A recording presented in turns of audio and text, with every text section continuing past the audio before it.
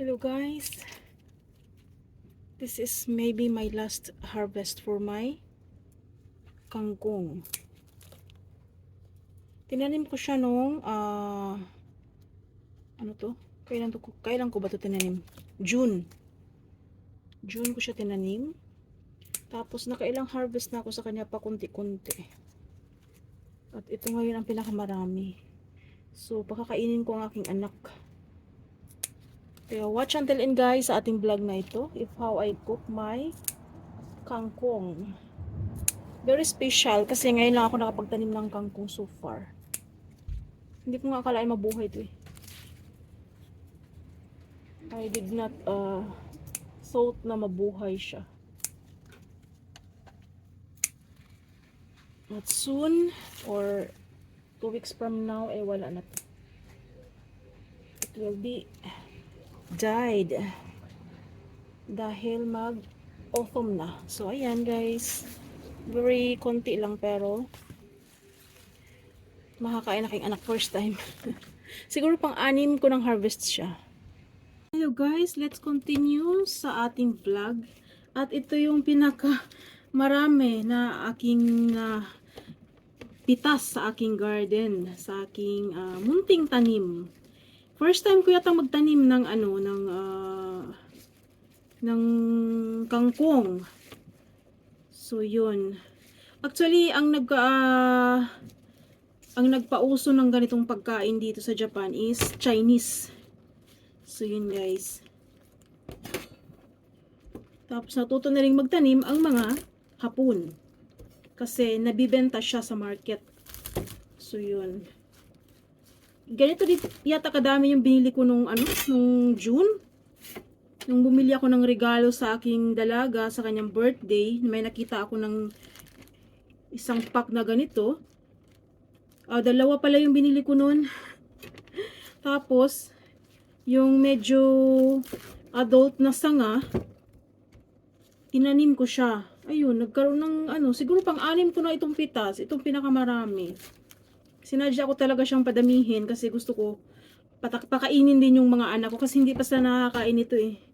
Lalo na yung bunso. Siguro ang ate nakakain na sa mga binibili ko. So yun guys, from garden to table. Nakakatuwa. Tapos, para siyang adobo style, pork chop na manipis na hiwa. Pork chop na super thin. Super thin. Yan. Tapos, slice natin siya kasi malaki siya. Ganito na kasi mga nabibili sa market. Bihira ka lang makakabili ng block or buo. Tapos, nakabili ako ng kamag-anak ng kalamansi. Hindi talaga siya kalamansi. Kamag-anak lang siya. At hindi siya kasing asim or kasing bango. Hindi siya ganun ka Medyo Okinawa. Galing siya ng Okinawa.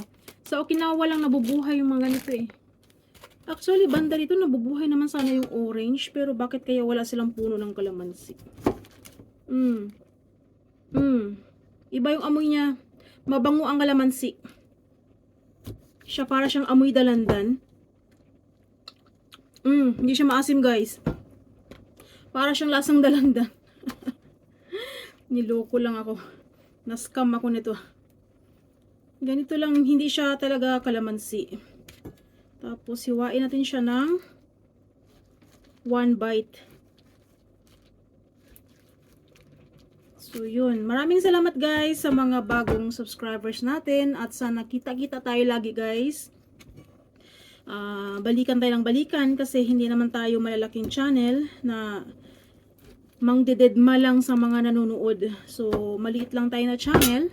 At sa paraan ng ating pagbalik-balikan, tayo ay kikita. So, sana wag mag-skip ng ads guys, please. Para sa ganun ay makaipon tayo para sa ating pang raffle next year. Hindi ko pa alam kung anong month. Pagkasweldo ko sa channel na ito is mag-paraffle tayo. So, yun. First salary. Iniipon-ipon ko muna siya para para medyo malaki-laki yung ating sasahurin. So actually hindi talaga siya maasim, no? Amoy siya dalandan at lasang dalandan. Mini dalandan yata ito. Kunting asim. Parang yung green ng dalandan. Ganun lang yung lasa niya. Pero pwede na to. Daming buto. Seedless. Seedless siya guys. Promise. My God. So ayan. Soy sauce. Walang takal-takal yan. Hindi naman yan siya pang business. Pang home cooking lang. So, oyster sauce. Parang adobo style siya. Adobo na nga siguro ito. So, yun. Ano ba yung salt and black pepper. Mirin. Mirin kasi may kasama na itong sake or cooking for alcohol for cooking. So, pangtanggal ng langsa at the same time, pang palambot siya ng meat. So, yun. So, guys, yun ang aking sinasabi na sana huwag mag-skip ng ads para medyo malaki-laki ang ating paghati-hatian sa pag-first salary ng channel na ito. So, ayan. I-marinate natin siya at least 1 hour para manunuot sa meat yung ating marinated ingredients. So, yun guys. Please keep watching sa ating vlog.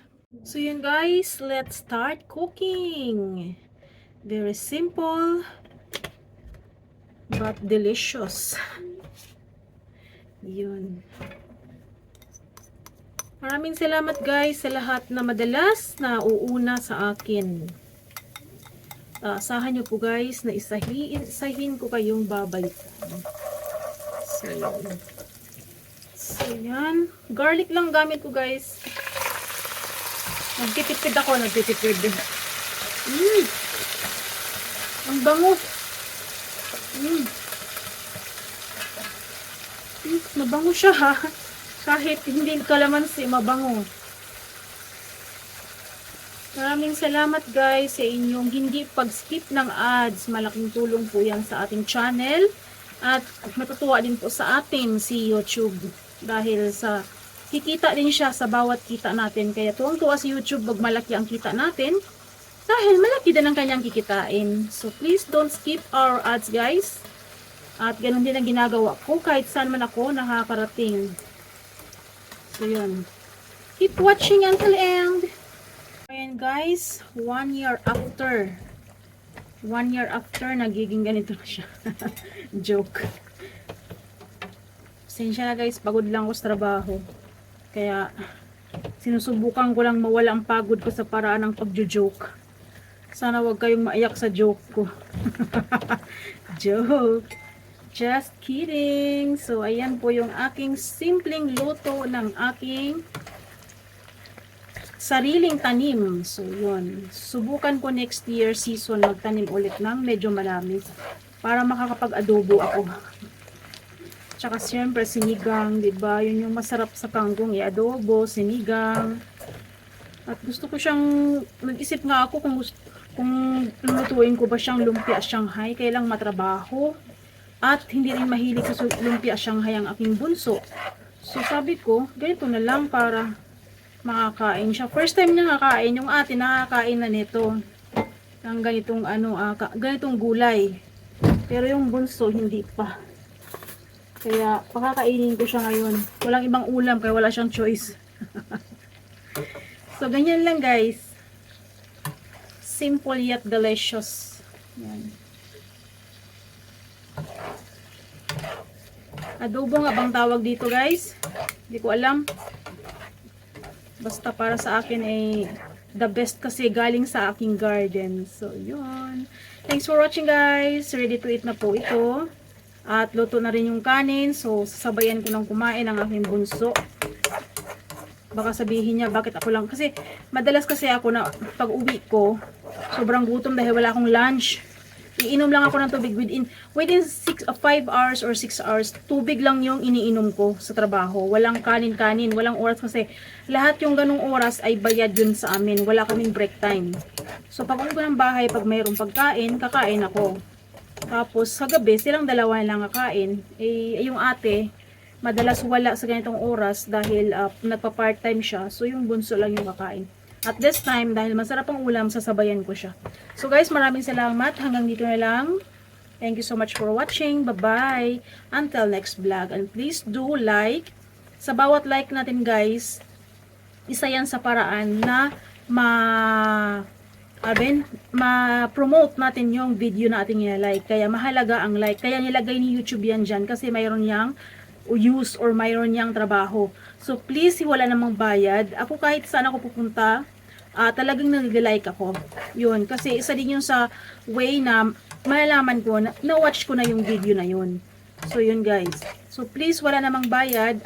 I-like natin para kahit hindi ko siya subscriber or kahit hindi natin sila subscribers, makikita nila. Halimbawa ako nag-like ako sa YouTube video mo. Maipopromote ko yung video mo in the other way. Yung baga maipopromote ko, makikita ng ibang mga subscribers ko. So yun po yung purpose. Bakit kailangan tayong i-like yung video. So wala namang bayad guys. At sabi ko nga, ang ating ginagawa sa YouTube is nakikita yan ng system. So, do good para makikita ng system na gumagawa ka ng mabuti. So, matutuwa ang system sa channel mo. So, ipopromote ka nila. So, yun po yun. So, until here guys, at na-overcook na siguro ito. Masarap to pagka yung medyo crunchy pa. So, until here, thanks for watching guys sa aking simpleng vlog. Simple but I consider this a very special kasi galing sa aking garden ang aking luto na ito or ang aking gulay. So, thanks for watching. Ayoko ng overcook. Bye-bye. Until here.